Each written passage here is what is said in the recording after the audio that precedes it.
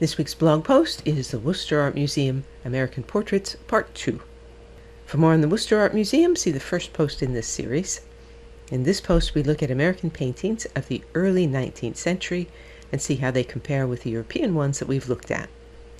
Note, I'm not including in this series portraits from the Crassus collection of folk art at the Worcester Art Museum.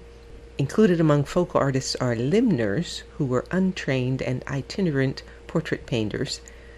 They would do portraits of middle-class Americans, the ones who couldn't afford portraitists of the caliber of Gainsborough, Reynolds, and Lawrence, which I talked about in the posts on European portraitists. So, this one is from 1804. It may be a self-portrait of John Ritto Penniman, 1782 to 1841.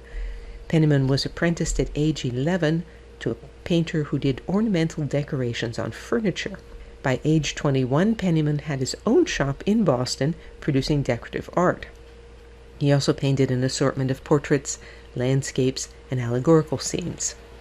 Penniman was an assistant for a time to Gilbert Stuart, whom we'll see in a few minutes, and named his only son after Stuart. I've given you links to more on Penniman and his paintings. This one is 1808 to 1812. John Vanderlyn, 1775 to 1852, also studied under Gilbert Stuart. He became a protege of Aaron Burr, who paid for him to travel to Paris in 1796, which makes Vanderlyn the first American to travel to Paris rather than England for training. There he became the first American to win a medal at the French Salon. The sitter in this portrait, Sampson Vreeling Stoddard Wilder, a Massachusetts native, sat for Vanderlyn during a visit to Paris. Back in the United States, Vanderlyn painted portraits of Vice President Burr and Burr's daughter Theodosia in 1802, and later portraits of James Monroe, James Madison, and New York Governor George Clinton. He tried but failed to make a living by displaying panoramic paintings in a rotunda in New York City. His panorama of Versailles, at the bottom of this slide, was on display in that rotunda for 10 years. It is now at the Metropolitan Museum of Art. It's been suggested that an artist known as the Gansevoort Limner, who painted the portrait on the right of Susanna Truax, was John's father. Although, if Peter Vanderlyn was born circa 1687, as the sources give, and John in 1775, then Peter must have been quite lively for an 88-year-old to have a son.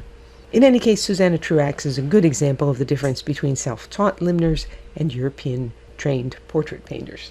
And now we come to Gilbert Stuart. It just happens that the portraits that the Worcester Art Museum has are later than the portraits of his two pupils and assistants that we just saw. So these are from 1810 to 11 and 1822.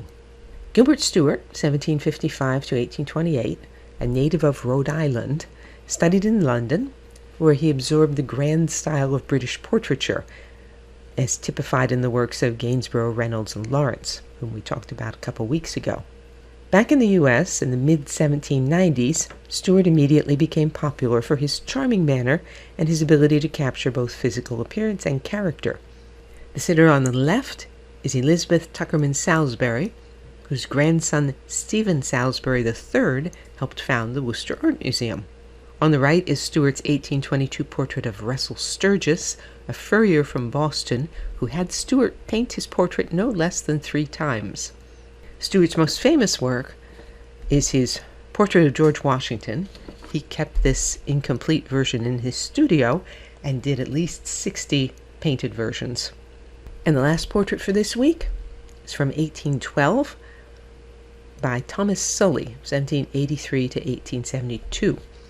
Sully was born in England, but he came to South Carolina with his actor parents in 1792. After studying with Gilbert Stuart in Boston and Benjamin West in London, Sully became the most fashionable painter in Philadelphia, working in the style of Thomas Lawrence. Sully's records show that he produced some 2,600 paintings beginning in 1801. This painting of Margaret Siddons shows the graceful curves that are characteristic of Sully's portraits of women. Sully's other portraits include Thomas Jefferson, John Quincy Adams, Andrew Jackson, the Marquis de Lafayette, and Queen Victoria. And next week we will look at American portraits of the mid-19th century. Just a reminder of why I'm doing this series. For the Resurrecting Romanticism Conference in October 2023, I'm working on a talk on art at the 1893 Chicago World's Fair, which is known as the Columbian Exposition. One of the questions I'll be addressing is why the organizers of the exposition and the painters whose works appeared there were so very, very keen to surpass the buildings and exhibitions of the 1889 Paris World's Fair. So, this series is to remind myself of the development of European and American painting over time.